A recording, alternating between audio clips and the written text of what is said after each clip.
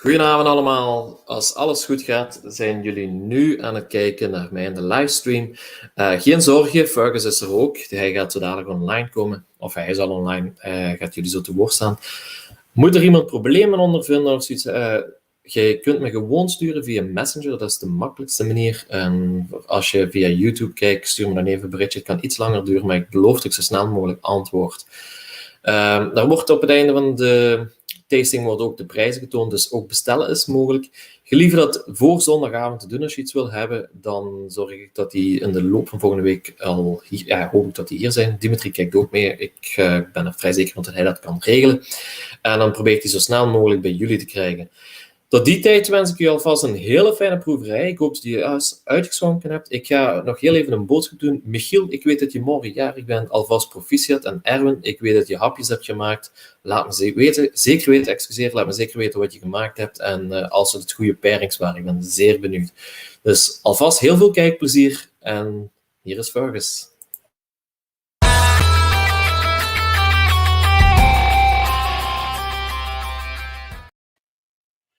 Good evening, everyone. My name is Fergus Simpson. I am the whiskey ambassador for a small independent bottler here in Scotland called Duncan Taylor. So this is direct from my house in Huntly. I live about 800 yards from where we do our bottling. So tonight we've got a whole range of different whiskies for you. It's great to see. I should have been with you in person. Unfortunately, due to the situation at the moment, we're doing it online. So if anyone has any questions as we're going along, just feed them in. Gunther will feed me any questions. So first of all, Duncan Taylor. What is Duncan Taylor? Well, we're an independent bottler and cask broker. We don't have our own distillery. So what we do is we source whiskies from distilleries all over Scotland, mature them ourselves, and when we think they're ready, we will bottle them. And we've been doing this since 1938. So here's a little bit of history about us. We were founded in 1938. Not a very good time to start in the whiskey industry because just a few months later, 1939, came the Second World War. Today, May the 8th, was the end, 75 years ago. So nothing very much happened during the war. And after, in the late 1940s, Duncan Taylor didn't do very much either. Whiskey industry pretty much closed down for all that time, 1939 to 45, and there were probably only 6 distilleries working at that time. All the whiskey was being exported to the USA. So didn't do very much, but what happened in the 1950s, a very important person for Duncan Taylor came along. This was a guy with a good Scottish name of Abe Rosenberg. He was a Romanian Jewish businessman born in the borough of Queens in New York City. And he had started in the whiskey industry very, very young. Unfortunately for him, in the 1920s, 1922, USA went into prohibition and whiskey was illegal. So what he actually was a bootlegger. He and his business partner, Charles Gutman, both from New York, started off selling whiskey illegally. Okay. He didn't do New York City because there was another ethnic group in charge of all the whiskey bootlegging in New York City. So he was doing New Jersey and the upstate, the smaller markets in New York. And he did very well, as bootleggers did. Huge demand for whiskey when it was illegal. Everything went great for him. He was selling mainly a whiskey, a blended whiskey called Cutty Sark. That had been developed specifically for the US tastes. Everything went great all until 1933 when he had a huge problem. His huge problem was that prohibition ended and whiskey became legal again. So the people who were bottling Cutlery Sark at that time was an old established wine merchants from London called Berry Brothers and Rudd. Wine merchants are really, really important in the history of whiskey. They're the ones that took this raw, pretty much, for most people, undrinkable stuff, and blended it to make it a bit more palatable, and actually so that you could repeat bottles so that every bottle tasted the same. Lots of wine merchants got involved in the early 1800s, people like Matthew Globe from Perth, Arthur Bell from Perth, and John Walker, who had a shop in Kilmarnock, became Johnny Walker. When I was a young boy, there used to be a grocery shop in the main street, Union Street of Aberdeen, where I was born. That was Chivas Brothers, and their house whiskey was Chivas Regal. So Berry Brothers and Rudd, an old established wine merchants founded in the 1760s in London, turned around to Abe Rosenberg and said, look, we're an old established reputable company. We like to deal with reputable businessmen. And unfortunately, Mr. Rosenberg, you're a criminal. So we're not going to sell you any more whiskey. That could have been the end of Abe. It wasn't, however. Him and Charles Goodman, his business partner, came over to London. And Berry Brothers and Rudd is in a very famous street called Pall Mall. And at the other end, there's another old established wine merchant from about 20 years later than Berry Brothers and Rudd called Justarinian Brooks. So they went into Justarinian Brooks and said, do you have a house whiskey? Yes, we do. We have J&B Rare. That's our house whiskey. Great, said Abe. Do you have US distribution? Well, no, we don't. It's only been a few weeks since Prohibition ended. We have not sold a bottle into the United States. Well, said Abe, now I'll be your distributor. And he and Charles Goodman founded a company called the Paddington Corporation. Still in business, doesn't distribute J&B Rare anymore, but he took on the distribution of J&B Rare into the United States. And he was a very, very shrewd, good businessman. At the just after Prohibition, J&B Rare wasn't imported into the US, so he took it over. And by the late 1940s, just a short period after, he was importing into USA 3.5 million 12-bottle cases of J&B Rare every year. To put that in context of the amount of whiskey, because that's a huge amount of whiskey, the world's biggest selling single malt is the Glenfiddich 12-year-old. And in 2018, last year, that the figures are available at the moment, it sold 1.2 million 6-bottle cases worldwide. So Abe was selling much, much more than that. Great businessman. However, Abe had a little fault. He actually liked whiskey. And he liked the type of whiskey that at that time, the late 1940s, early 1950s, was incredibly difficult to get outside of Scotland. He liked single malt. That time, if you went to the best bar in Brussels in the 1950s, best bar in Paris, or a big bar, Savoy Hotel in London, bar in New York, and asked for a whiskey, the bar would say, certainly. What we like, we've got Johnny Walker, we've got Chivas Regal, we've got Dewar's, we've got all these famous blends. What they didn't have most of the time was single malt.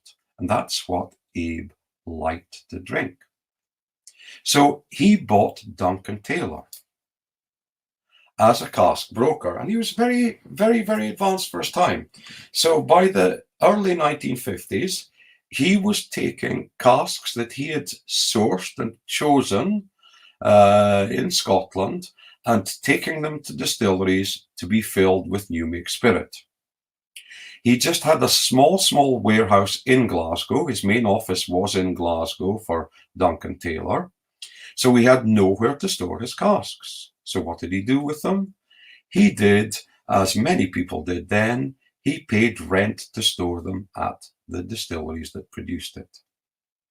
So even now, about 95% of the whiskey that stocks that Duncan Taylor have isn't with us in Huntly. It's sitting in the warehouses of the distilleries that produced it.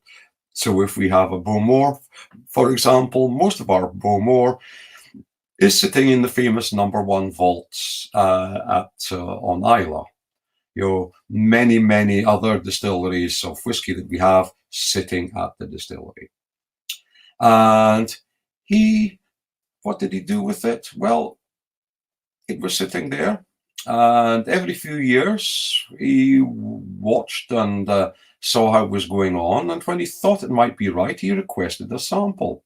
And he would get a little 20 centiliter sample from the distillery, taste it, and if it was to his liking, he would call the cask into his warehouse in Glasgow. What did he then do? Well, he siphoned off 25 litres for himself and sold the rest back into the whiskey trade. So he was always drinking the very best whiskey available. He was quite a gourmet, Abe. And everything went very well. He acquired in the 1960s a partner, John Goss from Baltimore, and Goss had taken over some blends. We also do blends. We have a premium blend called Black Bull. That was originally founded way back in 1860s in Dundee by a company called George Wilshire. As you see here on the screen, there's some of our Black Bull range. The last member of the Wilshire family died in the 1970s, so their American importer, George Wilshire, took over the blend, and he became a partner. So he was getting his blends from Abe at Duncan Taylor. So that's how things went. And everything went fine. Abe had good whiskey to drink all the way up until 1993, when unfortunately he passed away. So I'll stop there with a little bit with the history of Duncan Taylor, because you've got all these wonderful whiskies sitting in front of you, and we'll move on to some of the whiskies. So most of the whiskies tonight, in fact, just looking through, all the whiskies that we have tonight have been octavated. Well, what does that mean? Well, the octave is actually a type of cask. An octave is a small cask of about 1/8 of a sherry butt. Sherry butt is 500 litres, so an octave should be round about 60 to 65 litres, but some are a little bit smaller, so they range in size between 50 to 70 litres. This was something that we started way back in 2001. Because in 2001, our current owner, our current chairman, Mr. Ewan Shand, took over, and he had first started as a cooper. So to octavate a whiskey, what do? Well, most of its whiskey stays all of its life in one cask. The typical main types of cask are bourbon cask and sherry casks. So what we do is we will take the original cask of whiskey. Most of all, we work with hogsheads. Hogshead, to make a hogshead, you take American bourbon casks, take 5 American bourbon barrels, break them down into staves, remake them, and you've got 4 larger casks, about 240 litres. What we then do is we transfer the whiskey from that hogshead that it started its life in for a second maturation in small octave casks. These octaves are made for us in Spain by the cooperages in Spain. And what they do is they take a sherry butt and break it down into the staves and then recooper it, cut it up and recooper it into a small handmade cask. Now, a lot of people say, oh, that's just finishing. Well, No. Finishing is if you take something and you put it 3 months, let's say, into a Madeira cask. Big Madeira cask can be 600 litres. Not a lot of interaction in that 3 months. So in the octave, it accelerates the aging. So we like to call it as a second maturation. So all the octave cask whiskies are double matured. They've spent most of their time in the original cask, and then they have between 3 months to 9 months in the small octave. Because of the size of the octave, the ratio of the wood surface to the volume of the liquid is very high. You get a lot of interaction with the wood, and we like that. So we're looking to enhance the whiskey, not just give it a quick finishing, as we say. We're looking to enhance it. So I have here the box from one of the, it's not exactly the first whiskey we're going to taste tonight, because I'm well aware that you've all got 7 whiskies in front of you. The first whiskey we're going to be tasting tonight is a Bunnahabhain 2008 9-year-old octave, 53.4. And this whiskey is an exclusive for Belgium. You can't drive up to Netherlands and find it. You can't just nip across the border into Germany. There won't be any of it. There might be a similar octave, but as you know, no 2 casks are the same. So this is exclusive for the Belgian market. We export to over 60 countries worldwide, our octave range. And so let's start having a look at it. I hope you all have a nice glass like this. Okay, this actual style of glass, that's fine. You can also have a glass like this. You know, the worst thing that you can have for your whiskey is a glass like this. This is just fine for some water. So here we are at Bunnahabhain. Bunnahabhain is an Islay distillery, founded in 1881. It's owned by a company, Burn Stewart, which is now owned by a South African company called Distell. And most people think of Islay whiskies as peat. This is an unpeated Bunnahabhain. Originally, Bunnahabhain was built just to make blends. It's been in famous Grouse, Cutty Sark, Black Bottle over the years. That's a distillery. Everything about it is big. It's got the biggest distilleries in Islay. Until the 1970s, everything went in and out of Bunnahabhain by sea. They had a jetty and everything was out in sea. If you ever visited Islay, Bunnahabhain's up in the northeast corner, and it's a very small single track road to go down to it.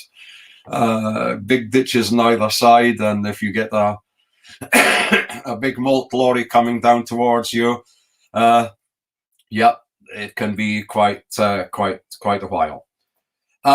Before 1963, they only did heavily peated. 1963 up until 1992, they only produced unpeated whiskey. Nowadays, from 1997, they're doing about 65% unpeated and 35% peated. Okay, so here's our first whiskey. Okay, now I'm not going to tell you exactly how to drink whiskey, but some of you might not know a little bit too much. First thing, we talk about the nose, what you smell. We talk about the palate, what you taste, and then we talk about the finish, the aftertaste once you've swallowed it. Now, a lot of people that are new to whiskey, well, this whiskey is 53.4% alcohol.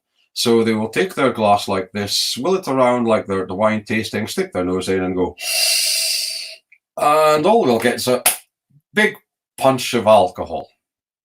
Not very good thing to do. Here's a little tip. Keep your lips a little bit open. Raise the glass to your nose and inhale nose and mouth together. That way you'll get less of the alcohol, and actually your nose is connected up through a passage to the back of your mouth, and you will actually get aromas on your palate as well. So you not only smell with your nose, you smell with your palate. And as it's a two-way system, you don't only taste with your palate, you actually taste with your nose as well when it's in your mouth. So do that. Little gentle. Now, I always say to people, I'm going to talk about some things that I get. I worked 8 years for William Grant, and it was a very good company. I got a wonderful education. I tasted some wonderful whiskies. If I can tell you what, it was really boring. You've got the Glenfiddich 12, the 15, the 21. They had the 14. They've got some other expressions that come in. The Malt Masters edition. They've got the IPA edition. This, that. They've now got the Grand Cru, and it was really boring because you had to stand up the tasting and you had to just give them all the marketing speak. This is what you're going to taste. You're going to smell A, B, and C, and you're going to taste 1, 2, and 3. Now, I'm lucky with Duncan Taylor. We don't have a large marketing department. Basically, I'm the guy that goes out and meets everyone. So we don't have a marketing manager who makes up all the tasting notes for us. And I always say, well, we're all different. As you get to my age, well, your nose is not quite as good as it was 30, 40, 50 years ago. As you get older, your nose gets not quite so good. And then we're trying to describe things that we don't have lots of words for. We're just describing similar smells. So I always take the example of coffee. If you come into the little cafe here in Huntly and you ask them for a coffee, they'll say certainly, and we'll take 1, 2 spoons of Nescafe powdered coffee into your mug, fill it full of hot water, and that's your coffee. Taste of that and the smell of that is very different from the nice filter coffee that I taste when I'm in Belgium. I also go to Italy as well. And if you go to Italy, you ask for a coffee, the barman at the bar gives you a little cup with about 2 centimeters of mud in the bottom of it, an espresso. And that's also a coffee. But all three of them smell and taste completely different. So if I take a whiskey and say, oh, I smell coffee in it, which coffee am I talking about? Am I talking about the Nescafe you'd get served here in Huntly, a nice filter coffee that you would get brewed freshly in Belgium, or an Italian espresso? They're all different. So we're all different. We've all got different experiences, different things. We taste things in different ways. We smell things in different ways. So we're trying to use vocabulary to compare against things, whatever. So I'm going to give you some of my impressions, but please remember, these aren't right. There's no holy Bible that says this is what you must smell and this is what you must taste. These are personal impressions. And if you don't get them, you're not wrong. If I say lemon and you say orange, well, you're right. You smell orange, I smell lemon. So the only thing to say is if you smell it, if you taste it in a whiskey, it's there. And don't let anyone ever tell you it's not right. Okay? So if it's there for you, it's there for you. So on the nose here, I love the nose of this. It's fresh brioche, buttery and yeasty. Yeah, a little bit of ripe citrus.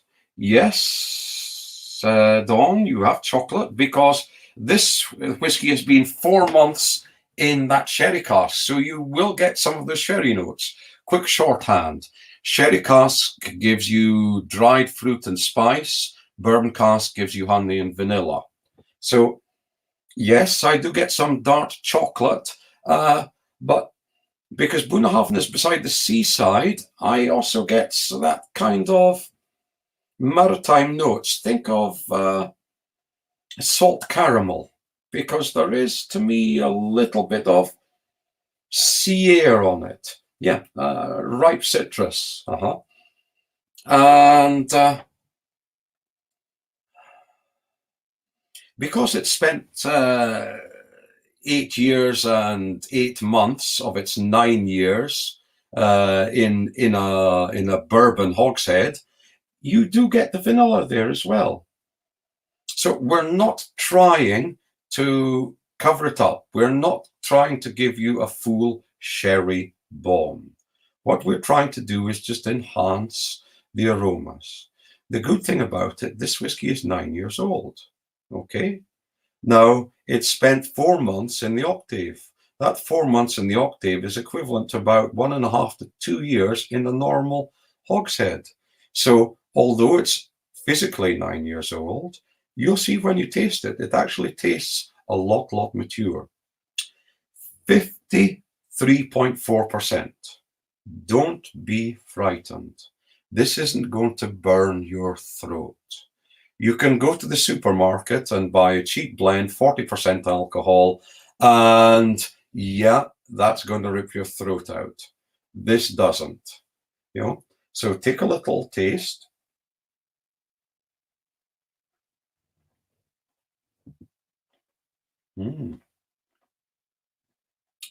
It's not a vodka. It's not a Geneva or schnapps. You're not just tossing it down with a beer chaser. Give it some time on your palate. And I find this whiskey really quite powerful and aromatic. You know, it's got quite a bit of grassiness on my palate.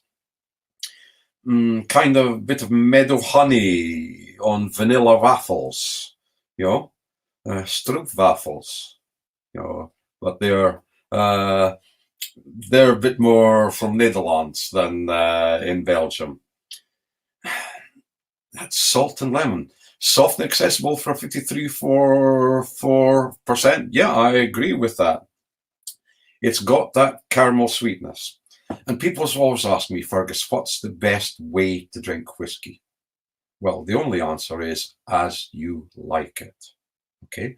People say you should drink whiskey with water. You shouldn't drink whiskey with water. Never put ice in a whiskey. Well, I do all of that. You know, when it gets 40 degrees, 45 degrees in Southern Europe, I will go in and buy a nice cheap whiskey, you know, cheap Glenlivet, young Glen Grant, put a couple of blocks ice in it, and I'm happy with that. Wouldn't do it with any of the whiskies that we are having, you know. Water, well, the only thing that happens with water is the whiskey can change. The esters, the chemicals that give you flavor and aroma in the whiskey, some of them really, really like water. So you add 2 or 3 drops of water into it, and what they will do, they will stick very tightly to those molecules of water. So the esters are sticking to the water, so you don't smell them anymore because they're stuck in the solution. Okay? And so you'll still taste them because when you take a drink. Some of the other esters really, really don't like water. So when you add a drop of water, they'll come straight out the solution and sit in the aroma above the liquid. Okay, so now you'll smell them. So the nose can change. And now because they've come out of solution and sitting in the aroma on top of it, they will affect the change. Now, the only rule is water can change whiskey. And the only rule is if you like it, drink it. You know, try it with water, try it without water. Decide the way that you want it, and then carry on. So let's try it with a little drop of water in. You don't need much, 2 or 3 drops from the pipette. It seems much softer on the nose. It's lost that kind of buttery yeastiness to it. A lot more vanilla.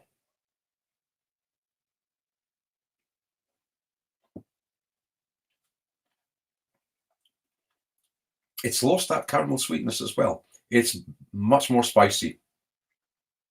It's much more peppery. You know, I prefer it neat, this one. So the finish, it's not the longest lasting whiskey in the world. It's only a 9-year-old. It's a fresh, young, easy drinking whiskey. It finishes a little bit more malty than on the palate, off dry, and then I'm getting a little bit of the neat, was a little bit of anise coming through on the finish. Nice warming, good, simple, everyday drinking dram. You know, this is a whiskey that will go. I really would compare this, big step up from the official distillery edition. The Bunham 2008 9-year-old Octave 53.4. That was our first whiskey of the evening. Nice, nice. So let's go back to Duncan Taylor. 1993, Abe Rosenberg died. His wife, his widow, tried to carry on the business. Unfortunately, she was in New York, and the business was in Glasgow in Scotland. And in the early mid-1990s, things were very, very different. There was no online tastings like we're having tonight. There was no mobile telephones, no internet, email. This is all something I've had to learn in my old age, but we all get there. Then you had the telephone. 5.5 hours time difference from New York to Scotland, so there's just a little bit of overlap in the afternoon when both places, both cities are working. You did everything by letter, or if you're really advanced, remember those things. You'll see them in the IT department in big companies now, stuck in a cupboard on a shelf covered in dust, a fax machine. That's how a lot of business was done. Slanged, Kirsty. So 1998, the widow Rosenberg thought, okay, this is getting a bit too much for me. She was in her 80s. She wanted to retire to Florida, and none of her children wanted to take on the business. They all had their own careers. So she put Duncan Taylor up for sale. 2 years later, nobody had bought it. You've got to remember, the 1990s was not a boom time from the whiskey. Whiskey industry was just recovering from the big crash of the early 80s. If you look up any whiskey reference book, 1983 was when whole slew of distilleries in Scotland closed down, many of them never to reopen. So it was just recovering from the doldrums. As an example of things, people say, well, what was happening then? Well, you have things. I buy old whiskies from the late 70s, early 80s. There were some wonderful blends then. Teacher's Highland Cream, lovely whiskey from then. Famous Grouse. I don't know if it's well known in Belgium, but it's a blend from a company called Edrington, and they've got two big important malt whiskey distilleries, Highland Park and Macallan. And up until the mid 1980s, they were using 15-year-old Macallan and 12-year-old Highland Park into the famous Grouse blend. Go and ask them now, the accountants in charge of Edrington, are you putting 15-year-old Macallan into famous Grouse? And they'll just laugh at you. So old blends can be very good, and that was just because there's a whiskey law. So 1998, up for sale. 2 years later, nobody bought Duncan Taylor. Then finally, someone called Ewan Shand heard that it was up for sale. How did he know it was up for sale? Well, he had been born and brought up in a distillery. His father, Albert, was distillery manager of Glendronach Distillery. Glendronach is the nearest distillery to us here in Huntly. It's only about 15 kilometres away. And so he had been born and brought up at Glendronach with his father as the manager. And he had done many, many jobs. His first job, this is where the octave comes in. His first job as 16-year-old, he became an apprentice cooper. Okay, those days, most distilleries had their own cooperage. Favorite tip of the time, I'm very partial to 60s and 70s and 80s Glendronach as well. So he had become an apprentice cooper. And then Glendronach was owned by a company called Teachers at that time. Teachers was quite an advanced company for the time. In the 1970s, there were perhaps only 2 women in the Scotch whisky industry. One was a distillery manager on Islay, and the other ran Cadenheads before it got bought over by Campbell's of Springbank. So he was a cooper, and he thought, do I really want to do this for the next 45 years in my life? And so he went and he did every job imaginable with Teachers. He did everything in the distillery, the maltings, the mashing, the fermentation, distillation, filling casks, working the warehouses, doing everything. He worked in the offices in Glasgow in the days when you had big old ledgers and everything was written in with a fountain pen in longhand in the old days before computers. And he actually went out to sell whiskey as well. He had just come back to Glendronach as his father had retired, and he was there as an assistant to the new manager because he knew everything about the distillery. So he found out that Glendronach was up for sale. How did he find out? Well, in the warehouses at Glendronach were some Duncan Taylor casks. So one day he phoned up the lawyer in New York that was dealing with the sale and said, I understand that Duncan Taylor's up for sale. What's your inventory? I don't really know. I'm not a whiskey person, said the lawyer. But have you got a fax machine? I'll fax you over what we've got of the inventory. Okay. About 5 minutes later, this was late in the evening in Scotland, out came the fax with all these wonderful old whiskies on it. And Ewan looked at it. 1958, 59, 60, 61, 62, 63, 64, 65. Every vintage Macallan from 1958 up until about 1998. Bowmore, 1962, 64, 65, 66, 68, 70, 72. Highland Park from 1957 was the oldest.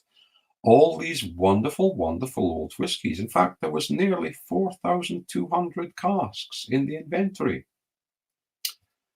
Why are those wonderful casks? Well, these were the things. It was the private cellar of Abe Rosenberg. It's the stuff that he enjoyed drinking. So Ewan thought, well, you're only going to get one chance in your life for this. So he made an appointment to go in to see the bank and get some money. So we went in to see the bank manager. And Huntly's quite a small town. We're about 3,000 of us people living here in Huntly. But we're right in the centre of whiskey country. Within about 70, 80 kilometres of Huntly, there are over half the distilleries in Scotland. You know, just over the hill, we're down into Speyside. Capital, Dufftown is about 18 kilometres away. Capital of the distillation industry in Scotland. So luckily, the bank manager understood all about whiskey. So he went in asking for money, and the bank manager saw what the inventory of Duncan Taylor was. He said, if this is what you're going to be buying, I'll give you the money to buy it. Now, I can't tell you exactly how much Ewan paid, okay? But we don't have any casks more from the 1950s. That was one thing that, unfortunately, the bank wanted some down payment more or less instantly. So Ewan had to arrange to sell some of the 1950s whiskey almost instantly. I think the oldest cask we've got at the moment is a 1962 or maybe even 1964. We still have got a large inventory of Macallans from the 1960s. If Ewan was to sell one of these casks from the 1960s of Macallan Distillery, he would get all his money back he paid to buy Duncan Taylor. And he bought 4,200 casks. So, pretty much good lottery win. Let's move on to the second whiskey. The second whiskey is a Speyside whiskey. This is from Altmore Distillery. 2008 to 19, this is officially 10-year-old octave. This has been 9 months in the octave. 9 months, only 75 bottles, and this, once again, Belgian exclusive. Not in Netherlands, not in Luxembourg. You can't nip over to Germany and find it in there. It comes from Altmore Distillery. Altmore, not so well known as a single malt. They do have a range now of Altmores that have just come out recently in the last few years. It was founded in 1896. It's owned now by Bacardi, their subsidiary Dewar's, and about 90 to 95% of Altmore goes into Dewar's white label. It's the heart of Dewar's. Slightly lighter in colour than the Bunnahaven. It's about 20 kilometres away from here, out on the road between Keith and Buckie. Don't go, you can drive past it, you can't visit it. It's not open to the public. Don't go there expecting to find a lovely old Victorian 1890s building, because the 1970s, it was knocked down and completely rebuilt. So it's all modern. What they do, there's a lot of different things that go into what's making a whiskey. About 60 to 65% of the profile of a whiskey comes from the cask that it's matured in. All the rest comes from the distillation. So when you do the mash, the worts, well, in Belgium, you've got some wonderful beer. Basically, I can describe whiskey in very few words. It's a distilled beer without hops. So you all know about making wonderful beers in Belgium. So you make a beer. So you have got clear worts. To make your beer, you use malted barley, water, yeast, and hops. And with those ingredients, think of all the different styles of beer that you have in Belgium. It's exactly the same in whiskey. So they've got clear worts, very clear, sugary liquid. And then they have quite a long fermentation. For kind of shorthand here, if you're going for a short fermentation, 40 to 50 hours, you get more of the malty flavors, aromas of esters being developed in the fermentation. Longer fermentation, we're talking up to 60 to 80 hours, you start to get a little bit more fruitiness coming out in the whiskey. Over 80 hours, 100 hours, 120 hours, you're going much lighter esters, more time for more complex molecules to develop, and you start getting more floral whiskies. So they've got quite a long ferment, so it should be always fragrant for me, Altmore. But they've got a very small stills, very slow distillation. It always gives something quite substantial on the palate. Saying that, let's have a look at it. On the nose, oh, it's brimful of vitality, this.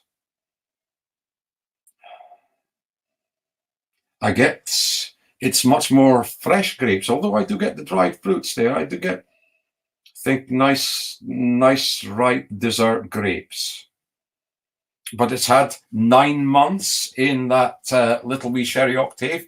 So you do get that kind of, it's almost like creme caramel. You're getting the vanilla with the caramel sugar on top. the fruit here, to me, it's more stone fruit rather than citrus. I'm thinking kind of apricots. But underlying the malt, it's full of vitality. It's just, it's, as I said, it's fragrant in the nose. Let's have a look at what it's like on the palate.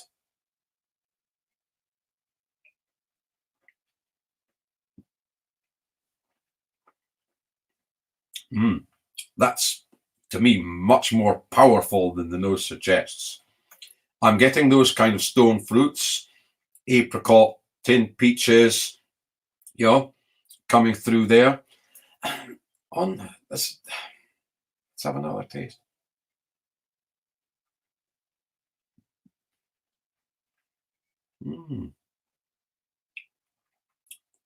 Blackberries, perhaps. Fresh blackberries you go out in the autumn and pick. I'm getting the tannins from the oak more in this, the tannins are making it a little bit more spicy, a little bit more nutty. I'm getting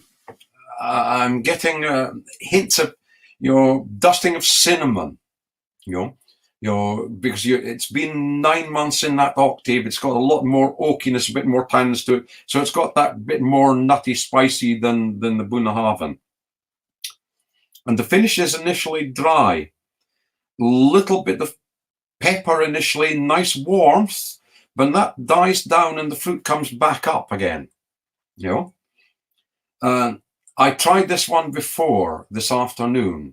Now, I like this neat. I'm not going to put any water in it because I didn't like it with water.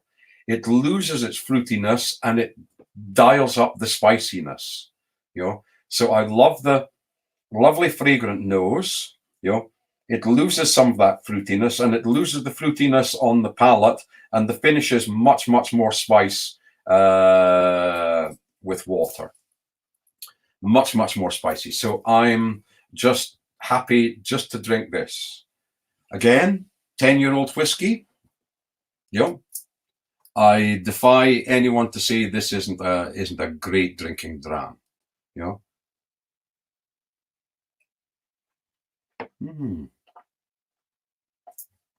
I like that freshness, the well balanced to it, that comes across, and good drinking whiskey. As I always say, the best whiskey in the world is the one that you like, and drink the whiskies that you like. So that's whiskey number 2. Back to Duncan Taylor. Well, Ewan bought Duncan Taylor, moved everything up to Huntly. Now, you know what the stories that some people say about Scottish people and money, about how we don't like to waste money. Well, that's not true. If you ever visit Scotland, we're the friendliest, most social people in the world. You visit London and you go into a bar and you sit down beside someone, they'll get up and move away.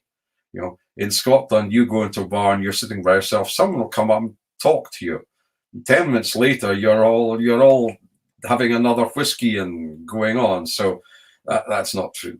So we started out in 2001, 2002, bottling our whiskey. And we moved everything up from Glasgow to here in Huntly. And we started off in an old ice cream factory.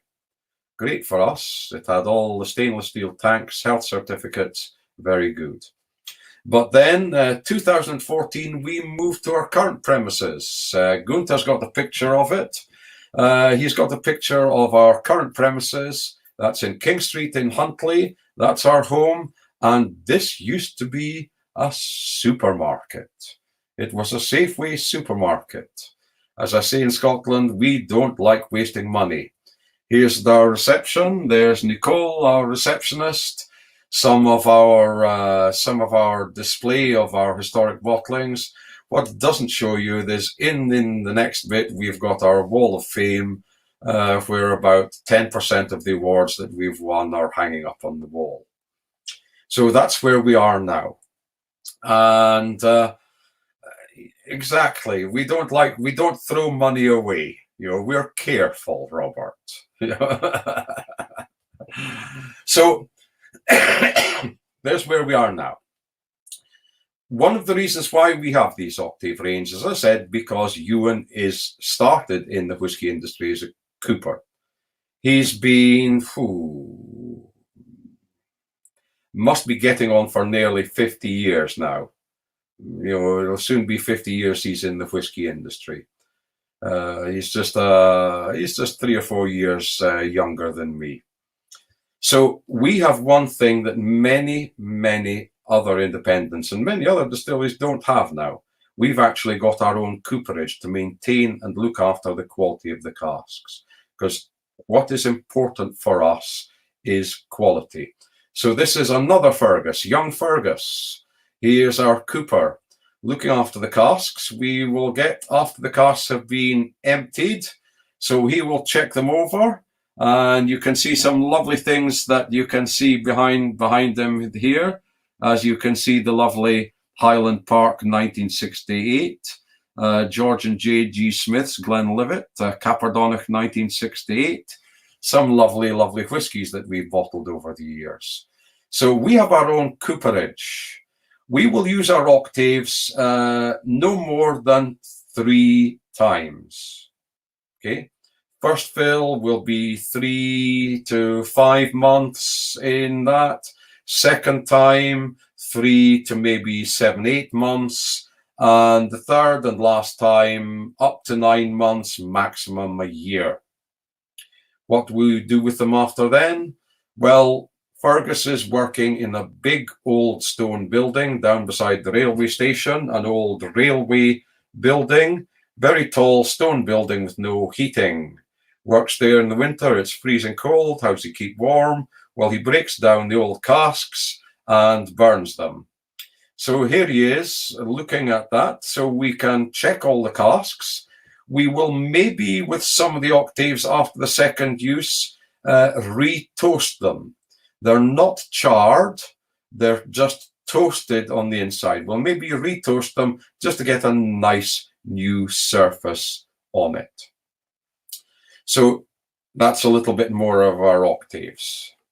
So let's move on to whiskey number 3. We're staying at the Speyside now, and this is from a distillery that no longer exists. This is from Capardonnach Distillery. This is a Capardonnach 1992-2017, 24-year-old, 46.7% alcohol. This was 3 months in the octave, and there were only 51 bottles of this when it was bottled in 2017. So what you're doing when you're drinking this dram, you're drinking a bit of history. Okay. Capardonnach was founded in 1897. It wasn't called Capardonnach originally. It was Glen Grant number 2.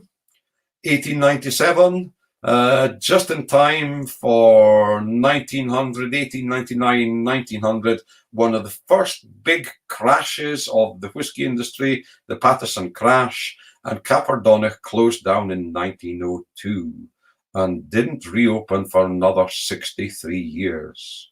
Didn't reopen until 1965. Although Glen Grant still used the maltings and the warehouses, it didn't actually produce any whiskey from 1902 to 1965. Reopened in 1965, and it got renamed from Glen Grant number 2 to Capardonnach. Expanded in 1967 from 1 pair of stills to 2 pairs. And in 1985, they put in Glen Grant style stills with purifiers on them. So it was looking to make a Glen Grant style of whiskey, but it was always subtly different, never exactly the same. Closed in 2002, got demolished in 2011, and if you visit Rothes, the site where Capardonnach was, just opposite the road from Glen Grant, it's now occupied by Forsyths, the coppersmiths. They make copper stills for just about all over the world. huge waiting list, 4 or 5 years to get still out of it. But in Belgium, you actually have one set of stills from Caperdonich, because when it was closed in 2002, their stills were sold off. One pair of stills went actually to Belgium, and is used to the Owl distillery to make Belgian Owl. People always ask me what whiskies apart from Scottish whiskies are like, whether I have any favourites. Well, I like to be diplomatic and say, well, it's too early yet to know how it's going to come. If you've got a distillery, it's only been distilling for about a dozen years. That doesn't give it time to see what its output is going to be like with a bit of age. It's not my favourite distillery, Belgian Owl, from Belgium. I actually prefer, as a Belgian whiskey, I prefer Carolus from Het Anker. I think it's a little bit better, but I think you make much nicer beer. I love a good Oudges or a nice Creek. Can be very, very nice. So Caperdonich 1992, 24-year-old. Let's have a look at it here.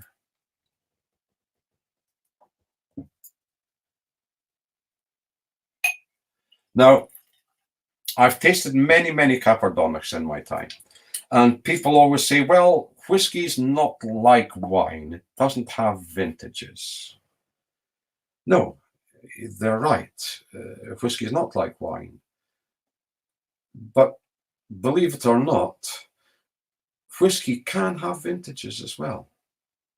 We have some lovely stocks of Caperdonich, 1968, 1969, 70, 71, 72, 73, 74. I've tasted them all. Which is the year? For me, the magic year for Caperdonich is 1972. All the 1972 Duncan Taylor Caperdonichs I've tasted are absolutely world class. Why? Don't know. Maybe 1971 was a fantastic summer and the quality of barley was very good.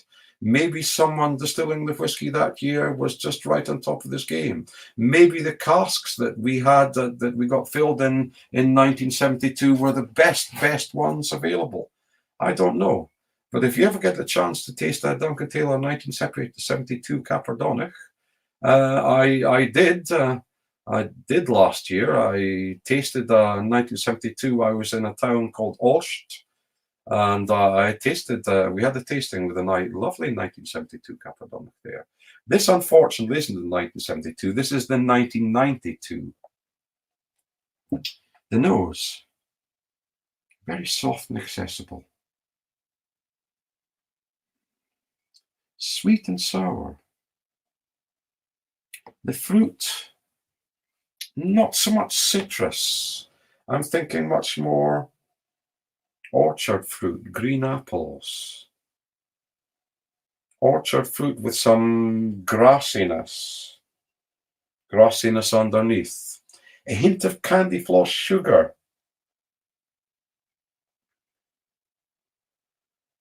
Very gentle underneath. I'm getting a little hint of gingeriness on the nose.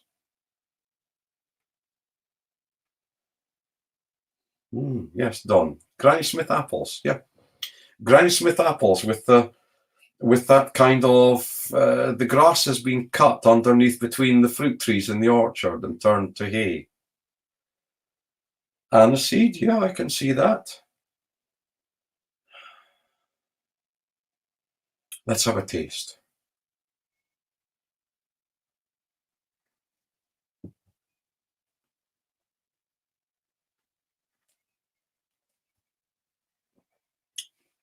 Now there's a surprise. Loads of citrus on the palate. Jumped at me straight away. Kind of candied orange peel. You know? The ginger from the nose, yeah, I get that. I get that much more on the palate. It's much more gingery. But there's something there. It's almost, you know,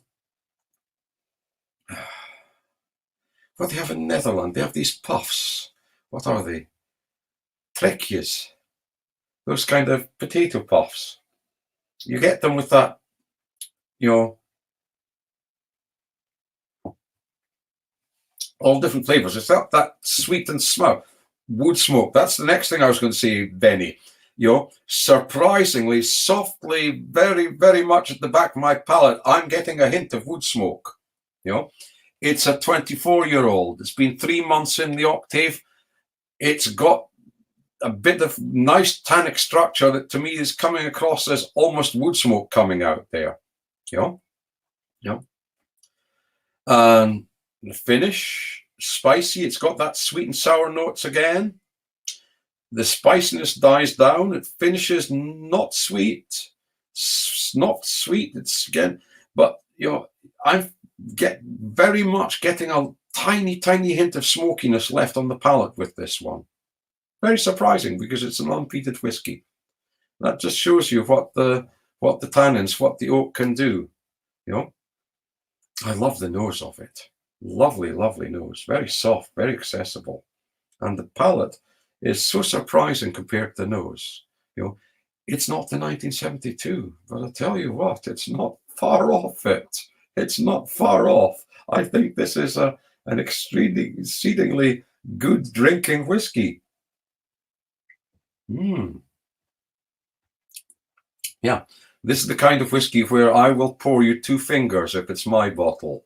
If it's your bottle, I'd want 4, please. You know, because, you know, 51 bottles, 1992, closed, you know, with water done. Very nice. I never tried this one with water. I just liked it so much. Let's add a drop or 2 of water.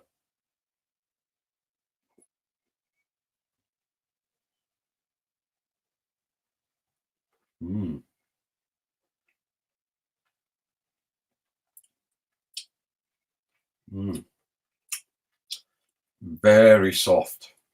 Oh, it's just, ooh.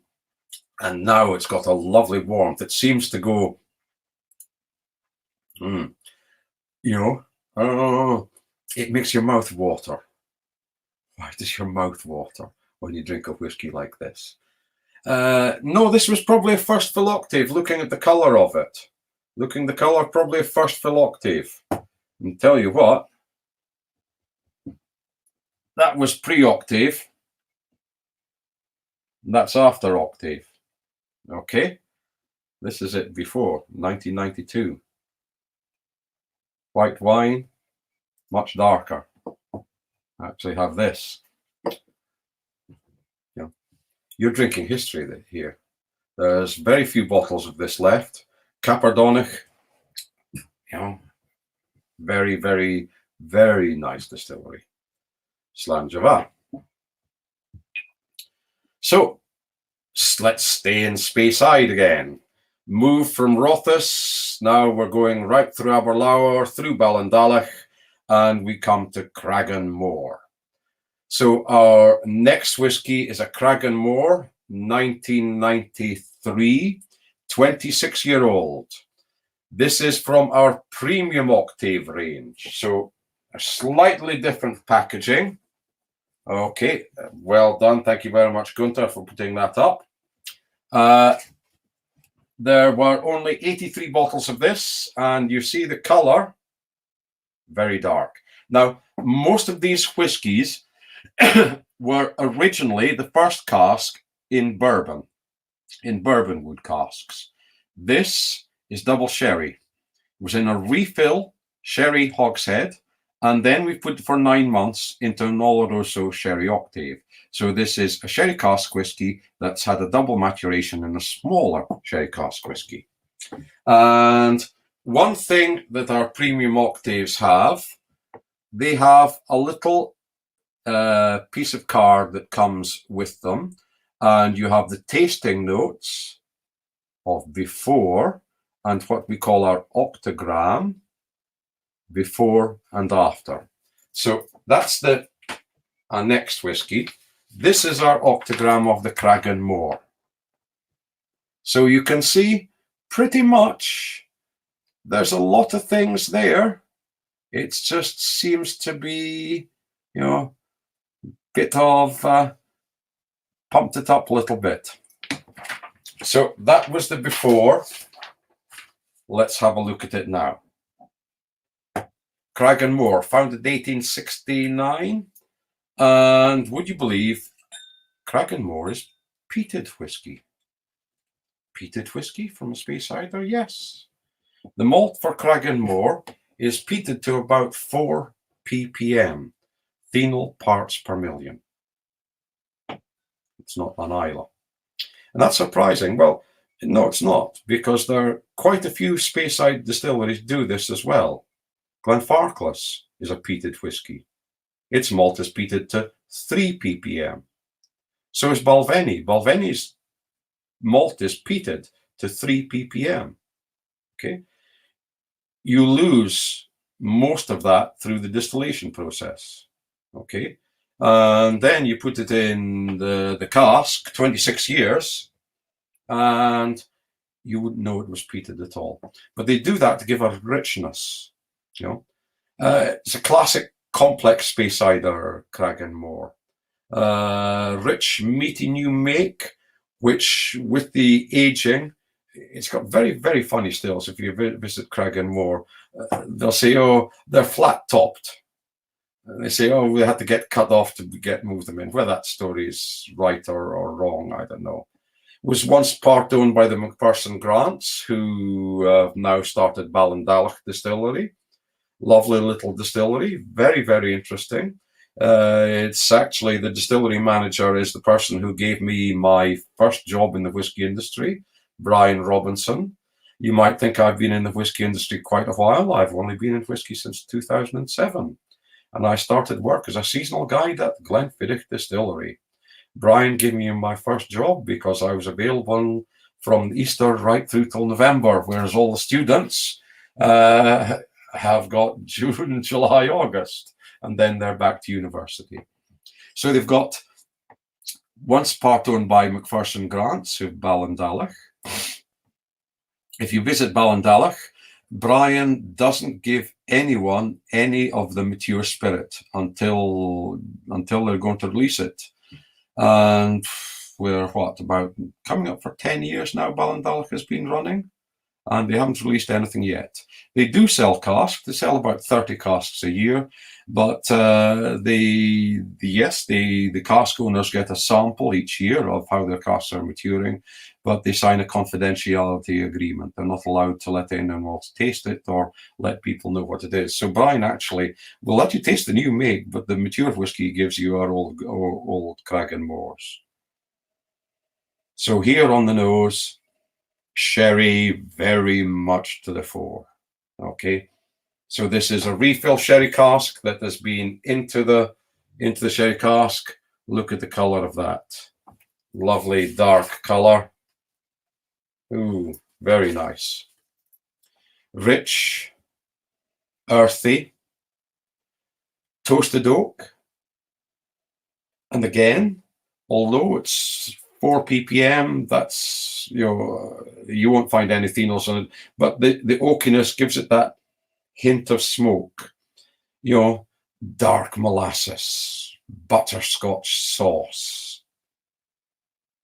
And a rich, spicy, stewed figs on the nose. I really enjoyed this one when I tasted it. I think it was the end of last year.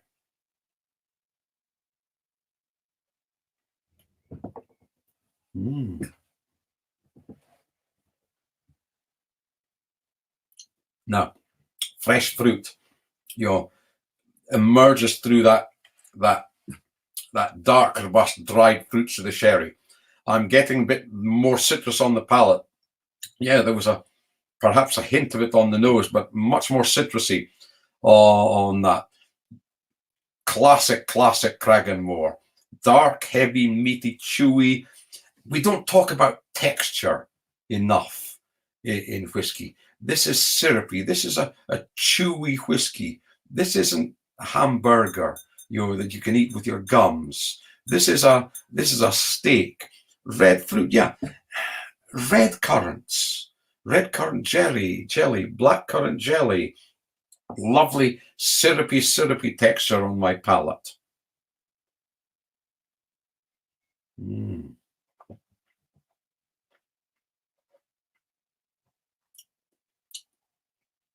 Nice dryness. As I say, why does whiskey like this make your mouth water? Well, it's your brain saying, I like this. Give me more. More, please. More. This is, you can't have more quintessential, dark, heavy, sherried Cragganmore than something like this. The finish, well, goes on forever. Goes on forever. You feel the lovely warmth of this. And what I like about this is that dry, smoky leatheriness almost of the finish. It's balanced by more savory, meaty notes to it. Nice, warming, meaty, chewy. This is a chewy whiskey. Lovely, meaty finish. Ooh. Very, very nice.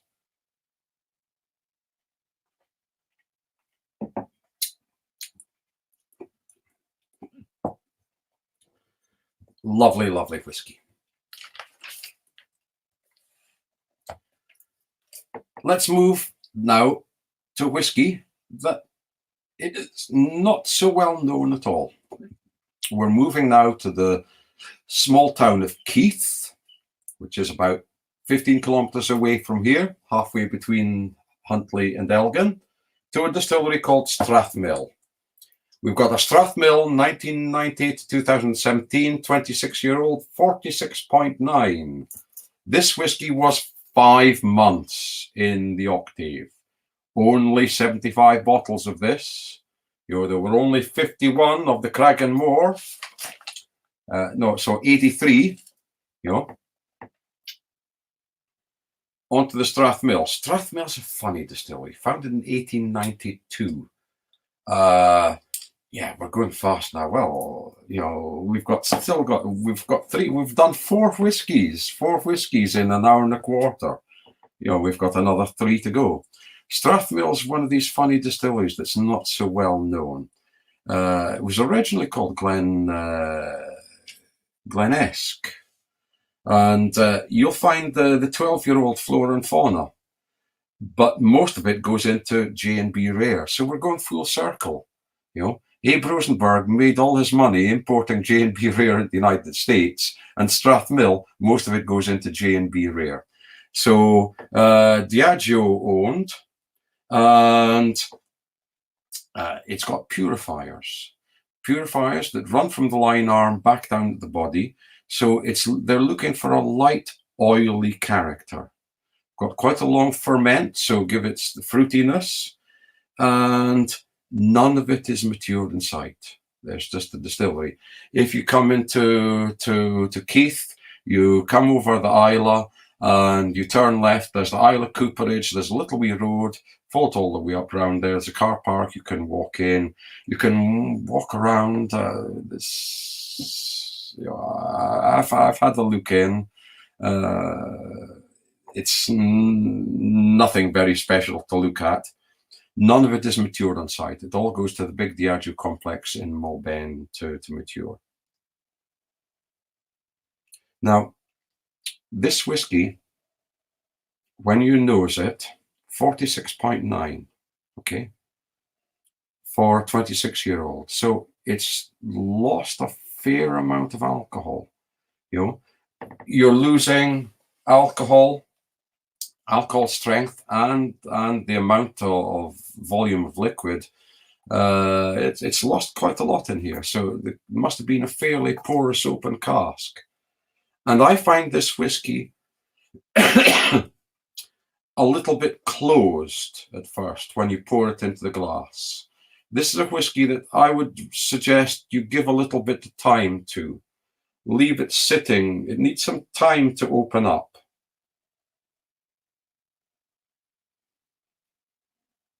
So I'll just leave it sitting there while I carry on. Yeah, I like to. Unfortunately, most of the time with when I'm doing tastings around whiskey shops, whiskey shows, you know, you don't have enough time. One nice thing about this lockdown is that if I take 2 hours to go over the whiskies, that's fine. You're all sitting at home. No one needs to get the last bus or train home. No one is back late at night. If it's going to take us 2 hours, whereas if I'm in a whiskey festival, you've got a 45-minute slot, and you have to race through 5 whiskies in 45 minutes. Here we are, an hour and a quarter, and we've done 4, and I've got another whiskey number 5 just sitting down here at the side for us. So people always say, Fergus, you know a lot about whiskey. Yeah, okay. I was a teacher for many, many years. So actually, in a way, I'm carrying on. I'm still teaching. The first whiskey I ever tasted in my life, I was probably about 7 years old. It must have been about 1959, 1960. In Scotland, we play rugby, a winter sport. And I went with my father to watch a rugby game in February, and it was freezing cold, and I was turning blue with the cold. So my father took out his hip flask and gave me a taste of whiskey to warm me up. Can't remember whether I liked it or not, but I remember it certainly did warm me up. So I've liked whiskey all my life. I've done many things, lived in many countries, in Germany, in Italy, in India. As I said, I was a teacher for many, many years, but I only got into the whiskey industry in 2007 after I've retired as a teacher. So if I can go in and do this, then this, for some of you younger people sitting here and listening it, no problems at all. Okay. So I've left this for 5 minutes. Smell it now. It's opened up. It had that time to open up. So now, tinned fruit salad. Tinned fruit salad and syrup. Lovely, lovely fruity. There's pears there. There's peaches. There's apples. Little bit of cherry, all in that sugary syrup. But it's got that floral notes, maltiness notes in it. And because it's been quite a long time, 25 and a half years in a bourbon cask, you get the vanilla. A little small. It's quite light after the Cragganmore. Yes, Robert, it is quite light after the Cragganmore. But, it's nice to have a little bit light and shade. It's just, that's why I suggested leave it to open up a minute or two.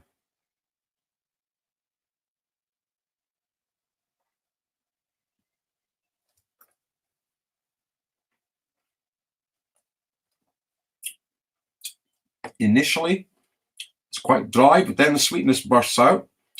I'm getting those kind of cooked apples and pears, apple compote, and smoke. Well, no, to me it's more pencil shavings, gummy bears. Yeah, I see where you're coming from, Carol. Yeah. Gummy bears, yeah. You wouldn't say 26 years old. Well, how old? What's old? What's young? It hasn't got that immediate punch, the big, heavy weight of the Cragganmore. But this is lighter, but it's got a good long finish as well. It's got surprising length to it. Those cinnamon, nutmeg, spice, dusting of chocolate, cocoa powder, on it. And that initial peppery, spicy of cinnamon and nutmeg fades to nice honeyness. And it just, for me, it just got this lovely honey, sweetness, warmth that just goes on and on and on. You know, it's not, as I say, the most immediate on the nose. It's not the big punch as the Cragganmore, but you know, to me, the most important thing is not what it smells like. It's the impressions that you get in the palate, in the mouth. In the mouth, that's most important. I can put up with a whiskey having a nose that you think, oh, it's only so, you know, but then get surprised by the palate and the finish. You know, we've all had this. We've all had whiskies that you pick it up and you think, Don, yeah, I quite agree. Taste is much better than those. But to me, that's the right way around. We've all had whiskies where you pick it up and you smell it and you think, oh, me, this is going to be so wonderful, this whiskey. I'm really, really going to enjoy it. It just smells just heavenly. And then you take a slip and you go, so what? You know, it's nothing as good as the nose. The palate is just boring. I like this because the nose is a little, as I said, is a little bit closed. It needs time to open up. But on the palate, it's a lovely whiskey in its own way. You know, it's its own whiskey. You know, it's not the big heavy sherry bruiser. To me, this is the style of whiskey that I like the older I get. When I was younger, I used to love those old sherry bombs, the old Macallans that they were making in the 1980s, you know, the Glendronachs, the big heavy sherry bombs, you know, whiskey that you could stand your spoon in and the spoon would stay upright, you know. More I get older, the more I get entranced by whiskies like this, because you get the character of the distillate coming through. It's not just that 100% all you're getting is the coming from the cask or the previous fill of the cask. Here, you know, it's the quality of the distillate, you know. Good whiskey, good distillate in a good cask gives you great whiskey. Good distillate in a bad cask gives you bad whiskey, and bad distillate in a great cask also gives you bad whiskey.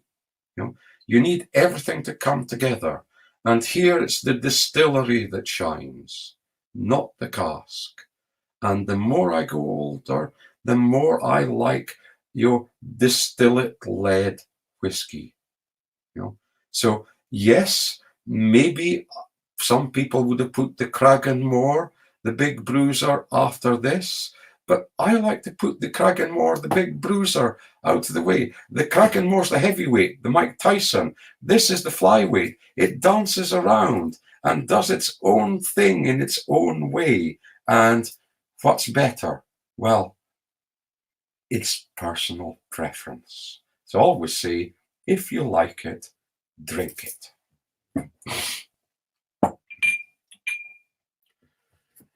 So, I hope you're all enjoying everything. We've got a couple more, and we're moving out of Speyside now. We've had, 1, 2, 3, 4 Speysiders, and now we're moving to the Central Highlands, to a distillery called Blair Athol. Now, there's a lot of argument in Scotland about which is the oldest distillery in Scotland. And if you visit Blair Athol, they'll say 1798, we've got license from 1798, we're one of the oldest. 1798 seems to be a magic year, because if you go up to Highland Park, they'll say on the gates 1798. You know, that's when we were founded. Never mind that Highland Park didn't get its first legal license to distill whiskey until 1823. So no one really knows which is the oldest currently working distillery here in Scotland. For me, personally, you know, I'm born and bred in Aberdeen, and in Aberdeenshire, one of the few distilleries in Aberdeenshire is Glengeary in Old Meldrum. For me personally, I think that Glengeary could well be one of the oldest distilleries in Scotland that is still currently distilling. Founded, they say, in 1798, owned by Diageo, and this is Blair Athol is the heart and home of Bell's Blend. Arthur Bell, famous Scotsman, produced Bell's Blend. It's producing 2.8 million litres per annum of pure alcohol equivalent. Very, very different from some of the distillation processes that go on here. Very quick mash. So what they do is they force the water through the malted barley, through the grist, and it comes out very cloudy. So it's got particles of the grain of the malt still in suspension in that cloudy wort. And then they do a very, very quick distillation, quite a high temperature. So some of the solids, the malt solids, will actually boil over into the distillate. And their new make, I'm lucky, I worked 8 years with Willie Grants, and up in Dufftown, they've got a lovely little tasting room with, I think, the new make spirit of every distillery in Scotland. That the current malt master, Brian Kinsman, and David Stewart, who's now just semi-retired, he just does the malt master, the blending for Balvenie, use that, and that's their reference. To find out the distillery character, I was talking with the Strathmill about the distillery character. To find about the distillery character that you get from the process, you taste the new make spirit, and the new make spirit from Blair Athol is rich, deep, almost meatloaf-like in aroma and flavour. Very, very, very, very meaty.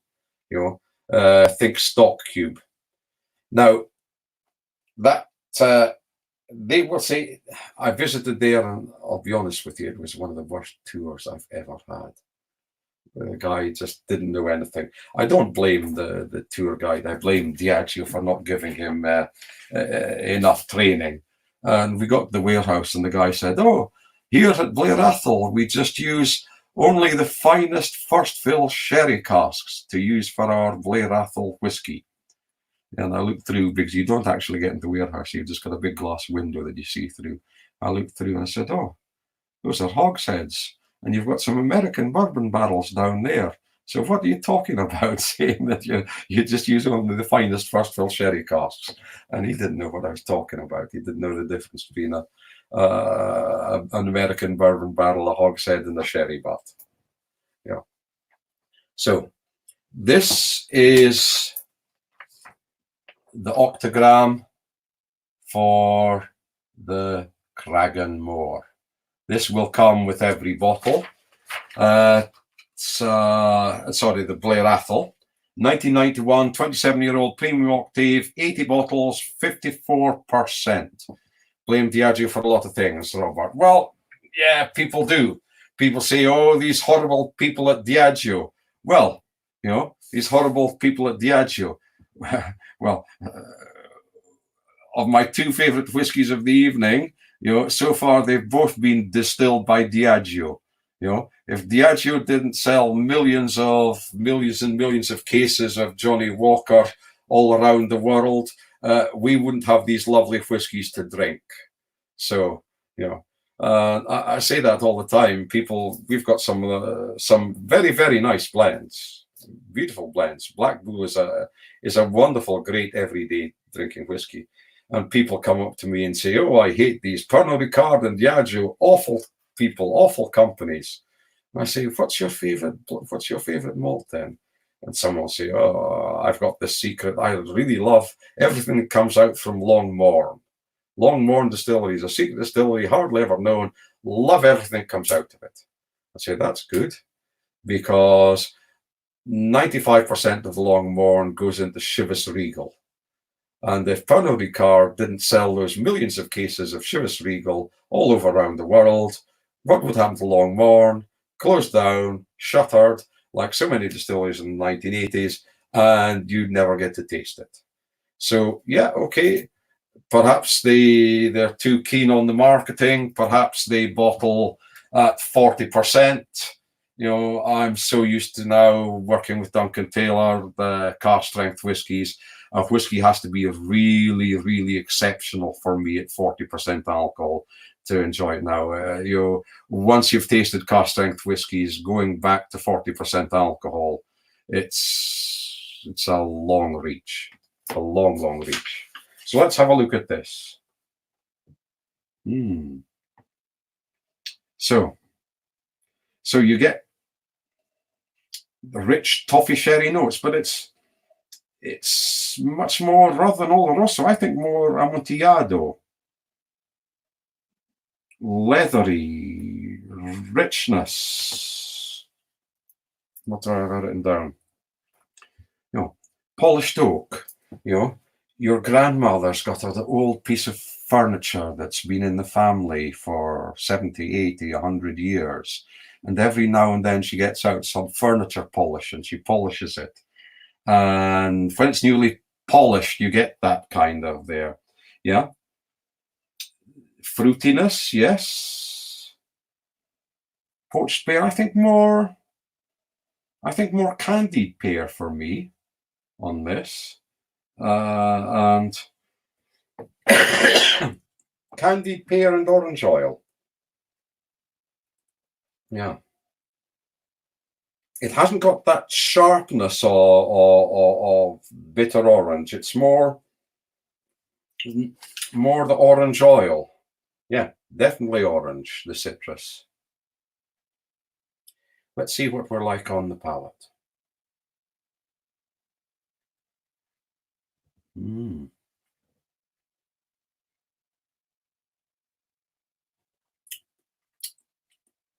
Now, the orange oil from the nose, it's much more lemon and lime, vintage marmalade, quite sugary, quite hot, spicy notes.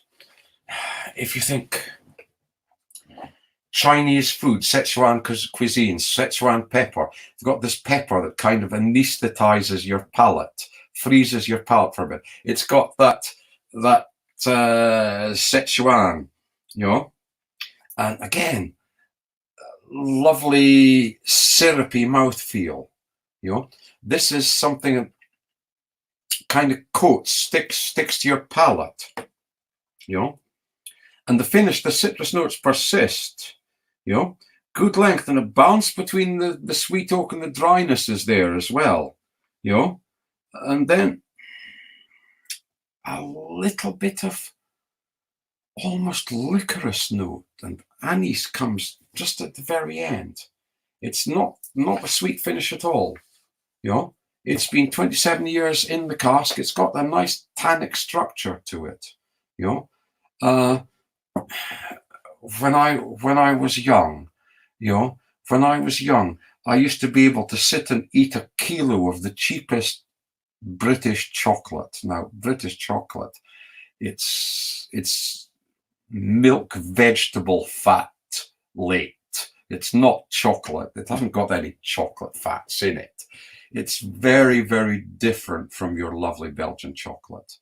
And now as I get older, I'd rather sit and have a little block, 20 grams, 30 grams of a nice 80%, 85% good single estate chocolate from Belgium, that's not sweet. And that's what the finish of this. It's not got that syrupy, sugary, I haven't tried this with water, so let's try with a drop of water into the Blair Athol. How's the nose going? It's a little bit softer. On the nose. It's lost that kind of, new leather coat aroma. It's definitely enhanced that kind of orange oil.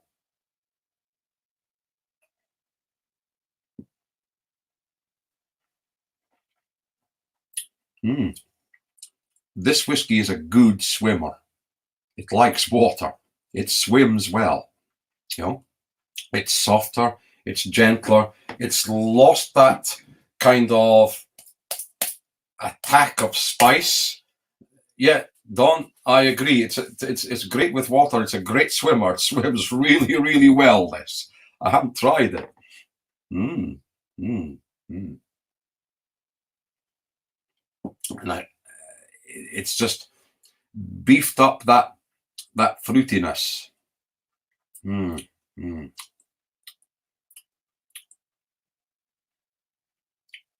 I'm getting much more, pear poached in a nice, dark, strong red wine. Those kind of notes with the water. They're coming across on my palate, but not a dry red wine. Nothing sweet. Very, very nice. Very, very nice.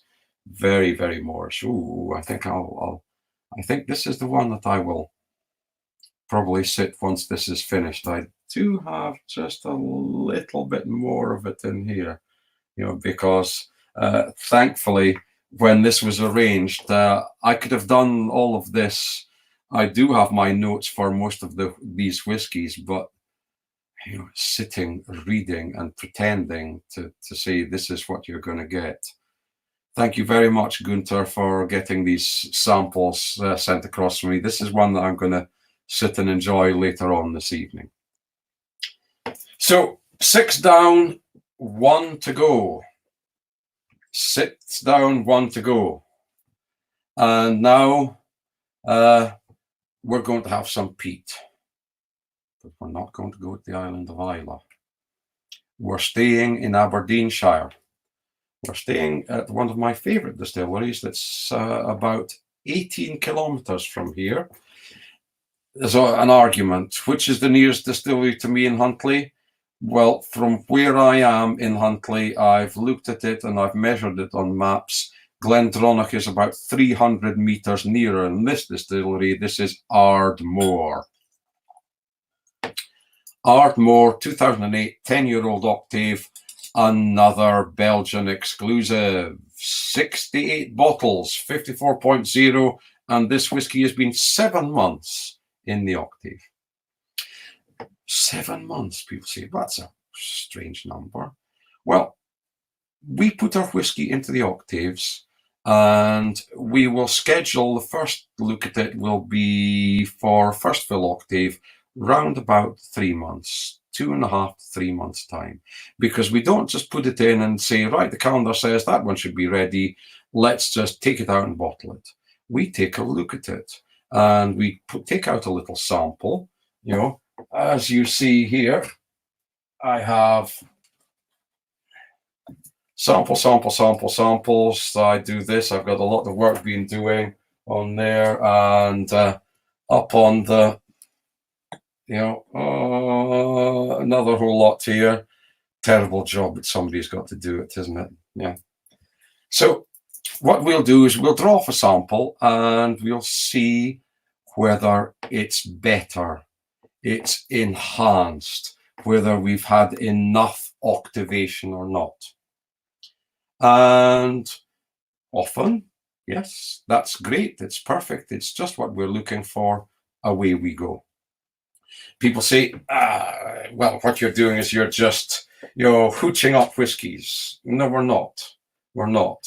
I do every year for Speyside Festival, which unfortunately was cancelled this year.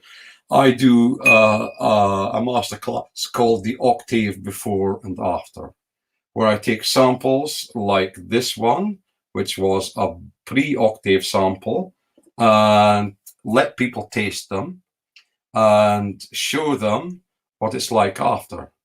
And they're always surprised because they always say, these are wonderful whiskies before they went in the octave. And I said, yeah, if it's not good enough to bottle, it's not good enough to go into the octave. So we take a sample and we think, yeah, good. But hold on a minute, we haven't quite got there. This is what we're aiming for. It's not got all its potential yet, so we'll leave it. And we'll leave it, and then a month later we'll try another and keep on going until we think it's perfect. We're very proud of the quality of our whiskies. What we like to say is that you can go to a whiskey store and see the name Duncan Taylor and buy it just on our name. Okay? Because not all of the whiskies might be the style of whiskey that you enjoy. Well, we all enjoy different things. If I took an Oud Gueuze over here to people in Scotland and said, have a taste of this Belgian beer, it's lovely, half people would go, oh, it's terrible, you know. But then if we all like the same thing, I always say the same to everyone, if we all like the same thing, all we would be drinking is Coca-Cola and Heineken. Okay, thank goodness you don't drink Heineken in Belgium.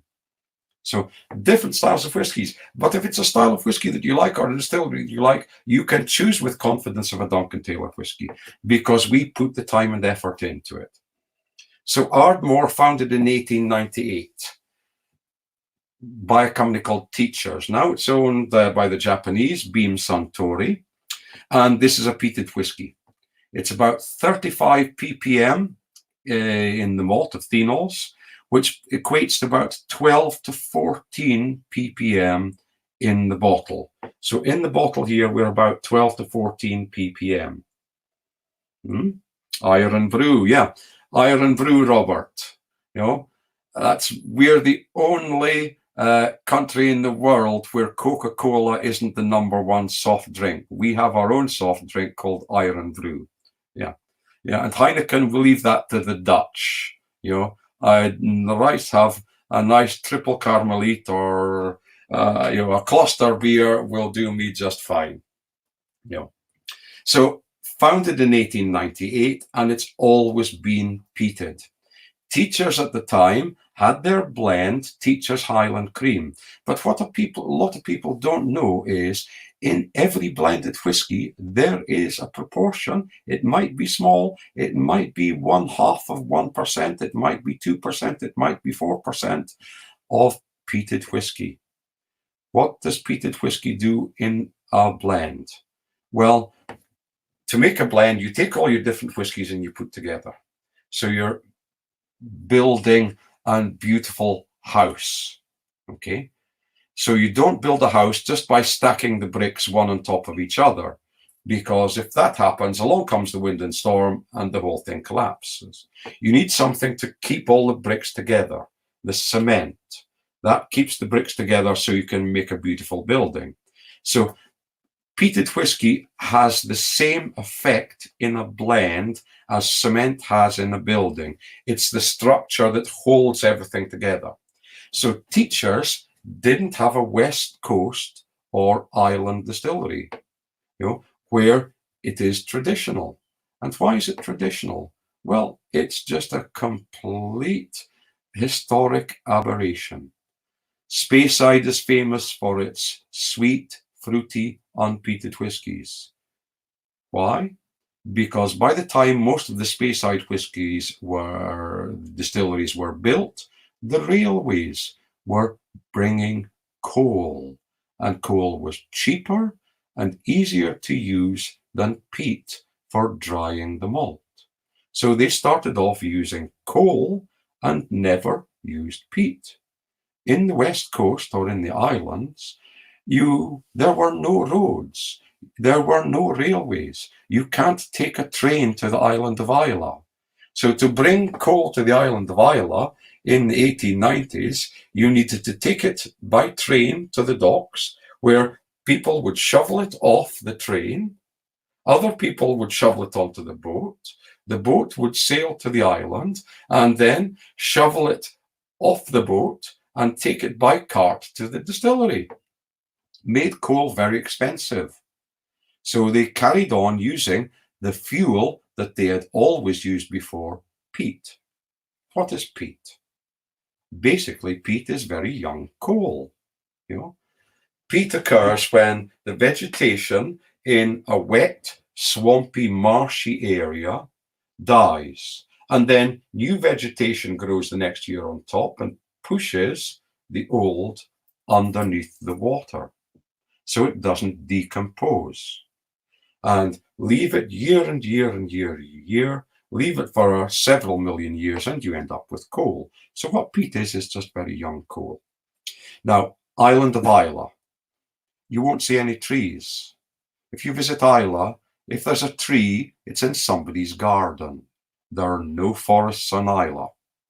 So what the peat is composed of is mainly moss. If you go to Orkney, where Highland Park and Scapa are, they have peat as well, but very different. They don't have trees either. They don't have so much moss. They have much more heather. So it's very different. It's much more light and crumbly, the peat that's used in Highland Park. Now, Ardmore's in Aberdeenshire, and the peat that they use comes from St. Fergus moss up towards Peterhead in Aberdeenshire. And in Aberdeenshire, we have trees. So the peat that comes from St. Fergus moss has got twigs, leaves in it.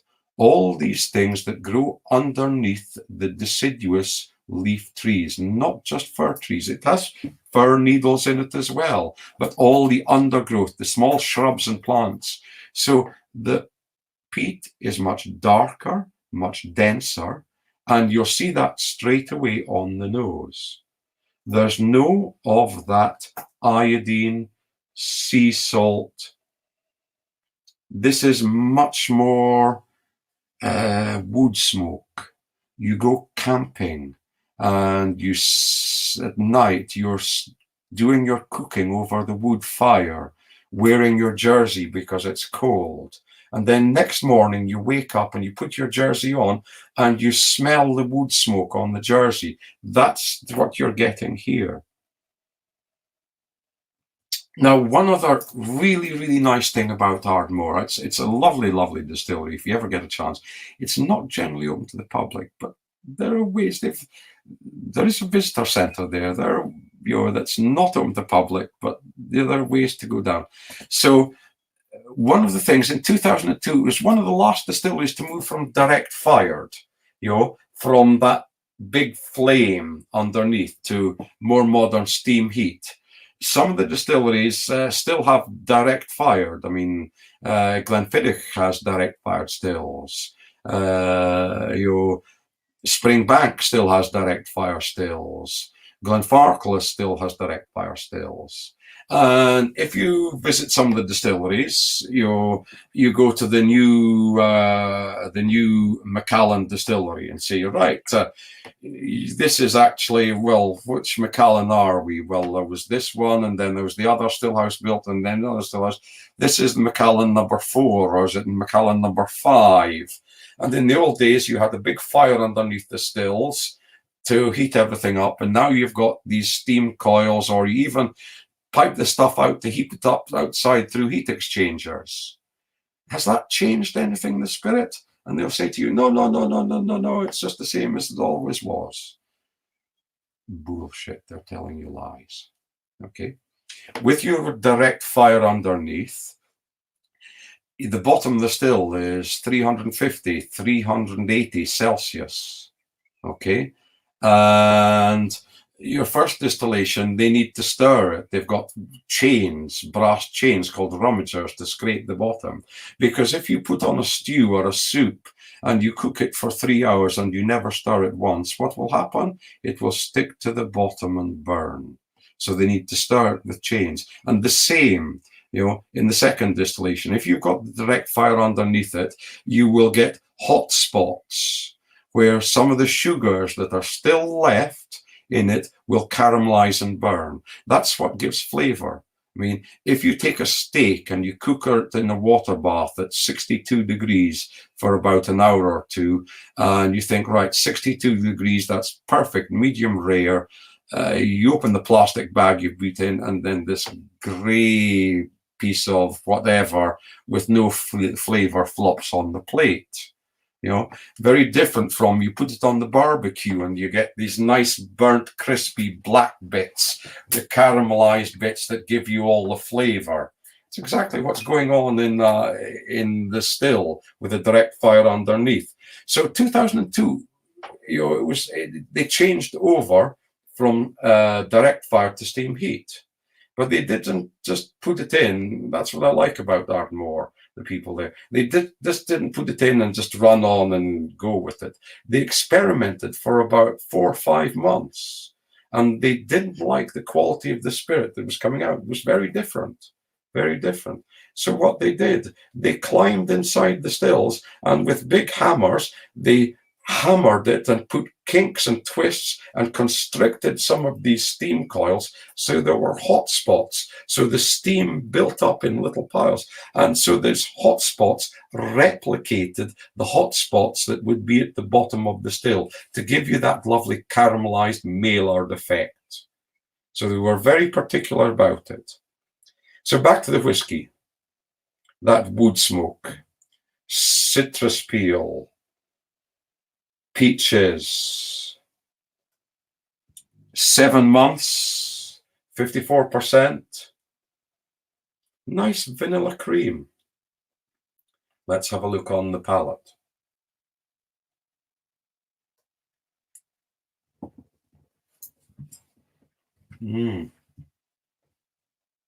Very clean.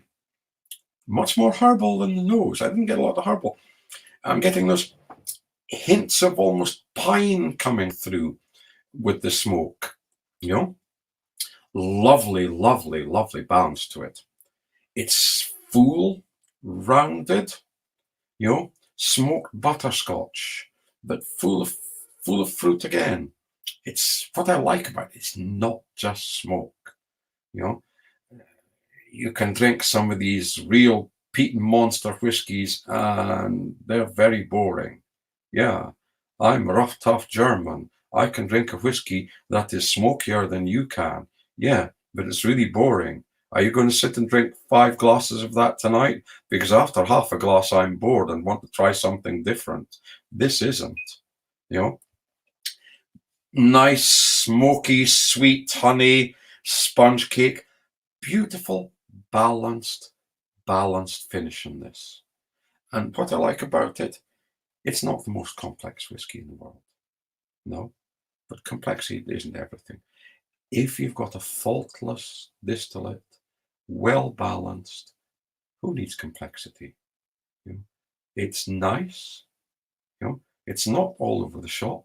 It's razor sharp and focused. It does what it says on the tin, and that's what I love it for. So that was the last whiskey of the evening, our Ardmore. Stronger with water. Well, let's see. Quite often in these peated whiskies, the smoke comes out more. Water seems to bring out the smokiness of it.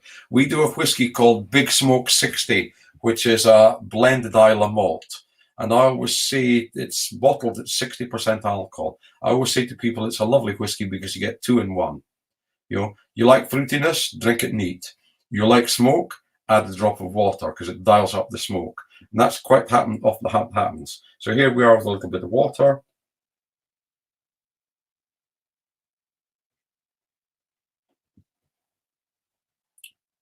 Creamy, softer, but much punchier on the smoke. Much more twiggy, dry wood smoke there. So, ladies and gentlemen, unfortunately, we've come to the end of the 7 whiskies.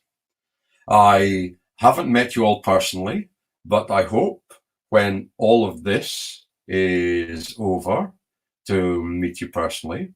If anyone has any questions that you'd like to ask me before we finish, please put them in and Gunther will put them on. I'll give you that. Dimitri, thank you very much for organizing this, and hopefully we'll be on the road again. I was on the last plane out of Belgium before you went into lockdown. I was with Claudia, saying when the lockdown was announced in Belgium, and I got out the last plane out of Brussels airport before it went into lockdown. They'd actually closed all the shops. That. So thank you very much for tuning in and doing to us. I hope you've enjoyed it. It's been a pleasure. It's not so easy for me, but I'm very glad that Gunther's been putting some of your feedback in up there. It's been great. All that remains for me is for you offer you a toast. Now, if you visit the distillery in Scotland, probably they will lift the glass and go Slán Java. Okay? Gaelic means your health. I don't speak Gaelic. I come from Aberdeen. Aberdeen, we speak a dialect called Doric. Very, very different. Very, very different. And what we say for a toast is, here's to us, faz like us. Okay, that's the Doric. Here's to all of us together. Who's like all of us? And what the answer is that? Nobody. So, ladies and gentlemen, thank you very much for tuning in. Slán Java, here's to us, faz like us. I hope you enjoyed it. I hope you enjoyed the whiskies. And please stay safe. I hope to see you all sometime later this year. Thank you very much. Wow, Fergus. Wow. 1 hour and 56 minutes. Well, yeah. 7 whiskies. Yeah, I only can say this. Yes, master. It's not easy to talk about almost 2 hours all by yourself. Just seeing some people saying hi and I taste this and I taste that. I haven't seen this before. You talked through it like it was nothing. So wow. I hope you can say wow. Thank you very much, Gunther. You did a great job. Some of the people were asking before, what are the prices of these whiskeys? So we will show them. So the Bunna, I will say it in Dutch because most of them are in Dutch. Bunna hebben €74,10. De Ardmore, zoals Fergus al zei, enkel voor de Belgische markt, €75. Dan moet het natuurlijk zijn de Altmore 2008 voor Primus Spirits, €75,50. Mijn excuses voor het foutje. De Strathmore gaat onmiddellijk iets omhoog, €229. De Cragganmore, nog goed betaalbaar, €395. De Blair Ethel, €405. En de Cappadonic, €415. Als je wilt bestellen, je kan me gewoon contacteren. Stuur een berichtje of mail ons even. Liefst voor zondag, want dan gaat de bestelling de deur uit. Dimitri is meekijken, dus die kan dat bevestigen. En levering onder voorbehoud van beschikbaarheid. Normaal gezien zou alles nog leverbaar moeten zijn. Enkele dagen geleden als toch, maar je weet maar nooit. Dus, so that was the Dutch part, Fergus. Yeah. No problem. I know only perhaps one word in Dutch and Flemish. And that's the one that I go with the Strathmill. Lekker. Yeah, that's a really nice word. I know a guy, let's call him Shilton. He talks all the other stuff. Yeah. I think this one is for you. I don't pronounce it. Robert, how you pronounce it? Langmeyer Lamriek. Okay. That means long may your chimney smoke. Okay. Because coming through the glens, you see the chimney smoking in the house, you know there's somebody there. Okay? So if the chimney is smoking, you're still alive. Okay, and there's Roy. He was very quiet this evening. The other times he's very present. Never change your pronunciation. Never change your pronunciation of Gunther's name. Yeah. Is it Gunther? No, it's more the Dutch version. Actually, the Belgian version, because the Dutch pronounce it different as well. Tell me then. It's Gunther. Just that's really, really difficult for non-Dutch speaking persons. So no problem. No, really a big thanks. When we talked through how we're doing this, I was a bit afraid because it's not that easy to talk, like I said, 2 hours all by yourself. You had someone. I'm up in my study. My wife is I sent her downstairs to watch the TV while I'm here and shut all the doors in between. It's the same here. My wife is looking at the television upstairs, so but she's heading it, so it's almost every night the same. Yeah.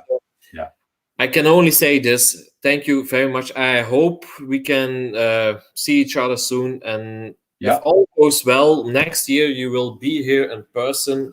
Maybe later in this year. You never know. You never know. You So never know. I'm pretty sure we will see each other quite soon, won't we? Because you could let everyone know what's happening in May 23rd. Oh, yeah. I forgot about that. Sorry. Fergus is joining us on a St. Mac on Air show on the 23rd of May, of course. So if you want to hear Fergus telling a lot of stories, even more stories, it will be about 45 minutes, so not 2 hours, but we can fit it. Any whiskey questions?